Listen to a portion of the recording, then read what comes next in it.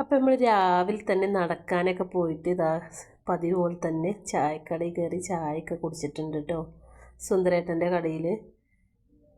ഇപ്പോൾ പോണ വഴിക്ക് അസർമുല്ലൻ്റെ തയ്യുണ്ട്, അപ്പോൾ ഇമ്മന്ന് ഞാൻ വിത്തെടുത്തതാണ് കേട്ടോ ചെടിമെന്ന്. ഇവിടെ വന്നതിന് ശേഷം ഞാൻ പുട്ടും കടലക്കറിയൊക്കെ ഉണ്ടാക്കിയിട്ടുണ്ടായിരുന്നു കേട്ടോ. എനിക്ക് ഭയങ്കര ഇഷ്ടമാണ് പുട്ടും കടലക്കറി. നടക്കാൻ പോകുമ്പോൾ കാക്ക എന്നോട് ചോദിച്ചു എന്തെന്ന് കടിയെന്ന് ചോദിച്ചവർക്ക് പുട്ടും കടലക്കറിയാണ് പറഞ്ഞപ്പോൾ എനിക്ക് ഭയങ്കര ഇഷ്ടമാണ് പറഞ്ഞപ്പോൾ കാക്ക അറിയാം എന്നാൽ എന്നും പുട്ടും കടലക്കറി ഉണ്ടാക്കിക്കോടെയെന്ന്. നമുക്ക് എന്നും ഇഷ്ടമാണെന്ന് വിചാരിച്ചിട്ട് എന്നും ഉണ്ടാക്കാൻ പറ്റുമോ? അതില്ലല്ലോ.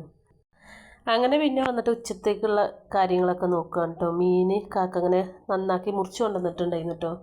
തളയനായിരുന്നു, കാക്കക്ക് തളയമീൻ നല്ല ഇഷ്ടമാണെന്ന് പറഞ്ഞിട്ട്. അപ്പോൾ അത് ഞങ്ങൾ മസാല തിരുമ്പിയിട്ട് അങ്ങനെ പൊരിക്കുക കേട്ടോ. കാക്ക വന്നപ്പോൾ തന്നെ ഏകദേശം 1:30 കഴിക്കണം.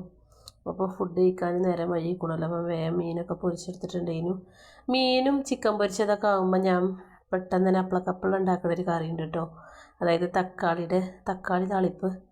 അതാകുമ്പോൾ പിന്നെ നല്ല ടേസ്റ്റുമാണ്. ഈ മീൻ പൊരിച്ചതും അല്ലെങ്കിൽ ചിക്കൻ പൊരിച്ചതൊക്കെ ആണെന്നുണ്ടെങ്കിൽ അതിൻ്റെ കൂടെ ആ ഒരു കറി മതി കേട്ടോ.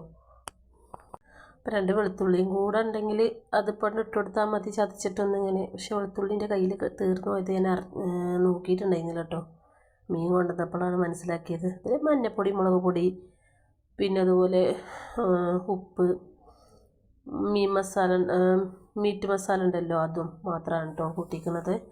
കുറച്ച് പുളിക്ക് ഞാൻ ഒരു ചെറുനാരങ്ങ നീര് ഒഴിച്ച് കൊടുത്തിട്ടുണ്ടായിരുന്നു. ഇനി സുറുക്ക ഒഴിച്ച് കൊടുത്താലും മതി, അത്ര തന്നെ ഉള്ളൂ ഇട്ടിട്ട്. നമ്മൾ പണ്ടൊക്കെ കഞ്ഞിവെള്ളം താളിക്കൂല, അതുപോലെ തന്നെ കടുകൊന്ന് പൊട്ടിച്ച്, അത് പിന്നെ ഉള്ളിയാണല്ലോ നമ്മൾ തൂമിക്കുക. കടുകൊന്ന് പൊട്ടിച്ചതിന് ശേഷം അതിക്ക് വേപ്പിലയും തക്കാളിയാണ് ഇട്ട് കൊടുത്തിട്ടുള്ളത്. അത് നന്നായി തക്കാളി വെന്ത് വരുന്ന സമയത്ത് ഒരു പച്ചമുളക് ഇട്ട് കൊടുത്തുകൊണ്ടിരിക്കുക. കുറച്ച് മുളകും പൊടി ഇട്ട് കൊടുക്കുക.